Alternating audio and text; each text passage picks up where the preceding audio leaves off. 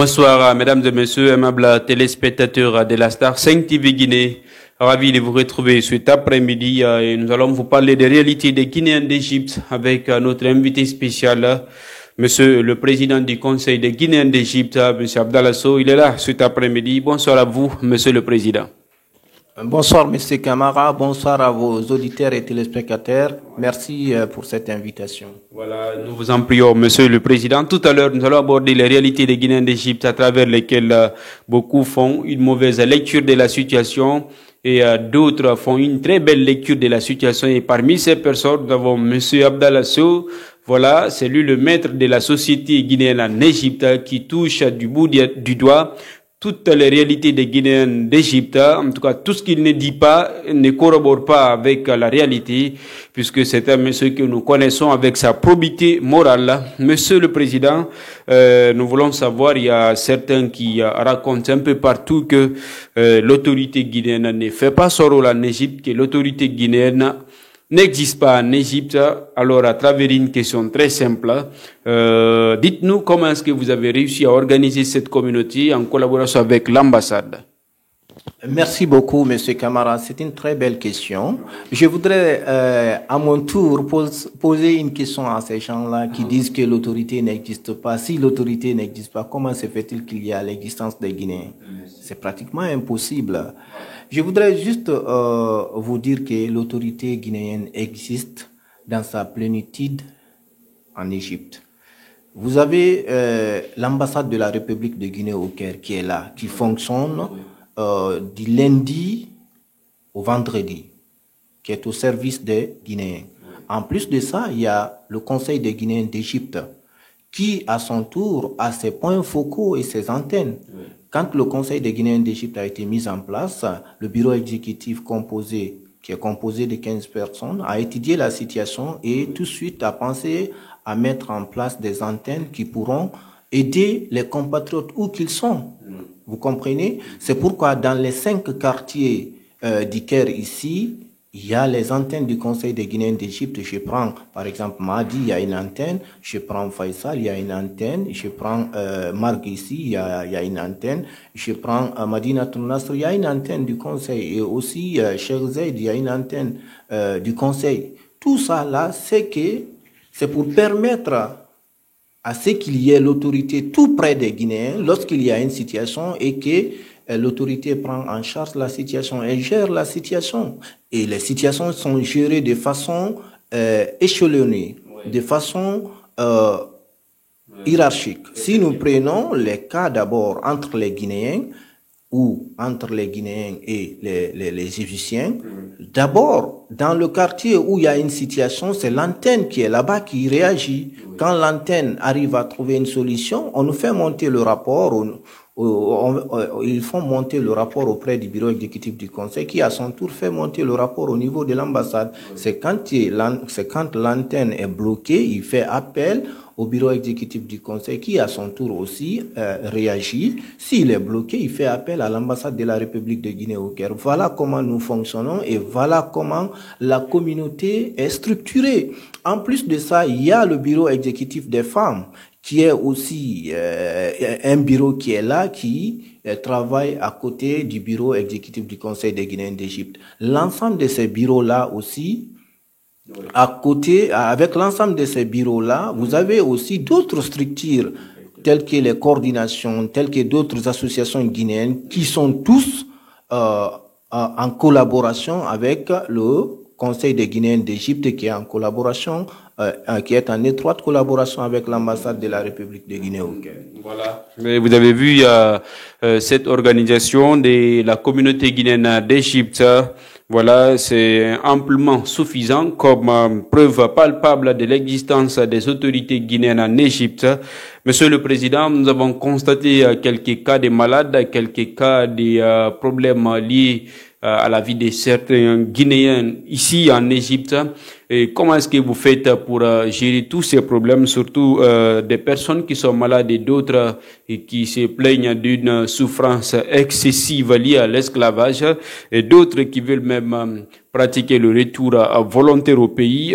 Qu'est-ce que vous pouvez démontrer par rapport à tout ça? Une fois encore, merci beaucoup, Monsieur Camara, pour cette question. C'est une question qui est souvent posée par nos compatriotes. Qu'est-ce que le bureau exécutif du Conseil des Guinéens fait pour les Guinéens? Le bureau exécutif du Conseil des Guinéens d'Égypte fait beaucoup pour les Guinéens. Les Guinéens d'Égypte doivent savoir que le bureau exécutif du Conseil n'est pas doté d'une ligne budgétaire. C'est pourquoi nous avons jugé nécessaire de mettre en place une caisse de solidarité. À travers cette solidarité-là, nous avons estimé qu'on pourra vraiment surmonter beaucoup de problèmes. Et cette caisse-là, nous avons demandé à chaque Guinéen de contribuer à la hauteur de 200 livres. Quand il contribue à la hauteur de 200 livres, c'est par an. Comme ça, lorsque tu as une situation, lorsque tu as un problème, on peut envoyer la main dans cette caisse-là pour pouvoir te venir en aide. Donc, en un mot, les problèmes des Guinéens sont gérés dans la solidarité. Et il y a des bonnes volontés des fois qui font des contributions, qui donnent quelque chose. On utilise cela aussi pour pouvoir aider ces compatriotes-là qui sont dans ces genres de situations. Et en ce qui concerne le retour volontaire, comme le nom l'indique, nous sommes des conseils. Nous ne sommes pas dotés d'une ligne budgétaire. Alors, nous encourageons ardemment aux compatriotes qui trouvent qu'ils n'ont plus une bonne situation dans ce pays, de se retourner au pays. Et nous leur facilitons la tâche en ce qui concerne les démarches administratives. On peut être là. En ce qui concerne, par exemple, le conseil vers des structures appropriées pour aider, telles que OIM, on les conseille d'aller vers ces structures-là et des fois même, on les accompagne jusqu'à ces endroits-là. C'est pourquoi il y a d'autres, quand ils nous approchent et qu'ils ont le prix du billet, mais il y a certains éléments qui les manquent, tels que les pénalités, ils arrivent à obtenir des très bons conseils à travers nous. S'il leur manquait par exemple 2000 ou 3000 livres, on arrive à leur donner une solution. Ils trouvent tout de suite cette solution-là. Ils trouvent tout de suite cela comme étant solution à leurs problèmes. Et nous arrivons à les aider et qu'ils rentrent au pays. Voilà comment nous faisons. Les choses sont très simples avec les compatriotes. Mais il faudrait qu'ils s'approchent du conseil pour avoir les conseils qu'il faut, comme notre nom l'indique. Voilà, comme votre nom l'indique, Monsieur le Président, on ne va pas être tellement long avec cette organisation et cette solidarité qui se passe au sein de la dite communauté pour réagir au plus vite que possible auprès des Guinéens qui sont en détresse. Nous avons compris ces explications. En quelque sorte ou en quelques mots, quels sont en un mot quelques bilans que vous pouvez tout à l'heure énumérer pour satisfaire ces Guinéens afin que tout le monde puisse être tranquille, moralement parlant? Au fait, du point de vue bilan, le bilan est positif. Les Guinéens d'Égypte savent que lorsqu'il y a un décès aujourd'hui, c'est quelque chose qui est géré en collaboration avec l'ambassade et le Conseil des Guinéens d'Égypte. On ne regarde pas la face de la personne pour intervenir. Nous mettons tout en œuvre pour que tout se passe très bien. Ça, c'est quelque chose qui est positif. Les Guinéens, les membres du bureau exécutif font tout pour être là.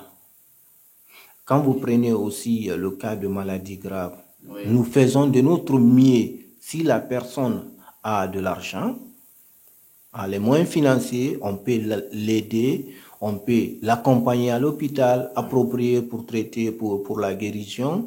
Si la personne veut se retourner au pays aussi, on peut l'aider à se retourner. Il ne faut pas se voiler la face. Le Conseil des Guinéens d'Égypte n'est pas doté d'une ligne budgétaire. Mais on peut être là administrativement avec l'accompagnement de l'ambassade de la République de Guinée au Caire pour faciliter tout à nos compatriotes. Voilà, pour faciliter tout à nos compatriotes guinéens qui sont en détresse. Il ne nous reste plus que quelques minutes, Monsieur le Président, avant de se quitter sur ce plateau. L'occasion pour nous de vous demander de vous adresser à la communauté guinéenne en quelques mots. Qu'est-ce que, en tout cas, vous pouvez dire pour les appeler à une sensibilisation, pour les appeler à une solidarité, Monsieur le Président? Merci beaucoup, une fois encore, à Star 5 TV.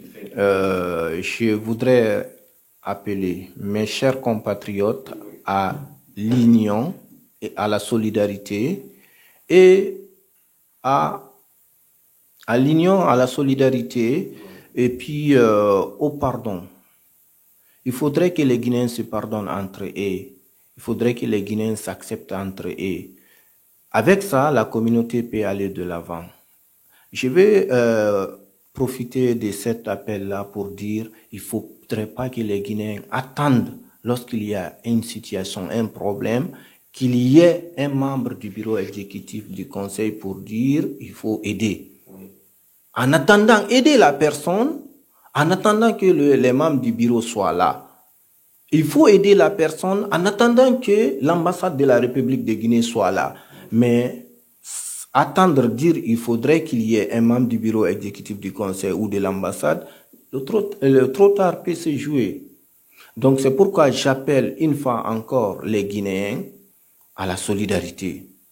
Lorsqu'il y a un cas de maladie grave, donnons-nous la main pour aider cette personne-là. Lorsqu'il y a un cas de décès, soyons présents. Aidons cette famille qui est dans cette situation-là à surmonter l'épreuve qui est là. Et surtout, contribuer à la caisse de la solidarité.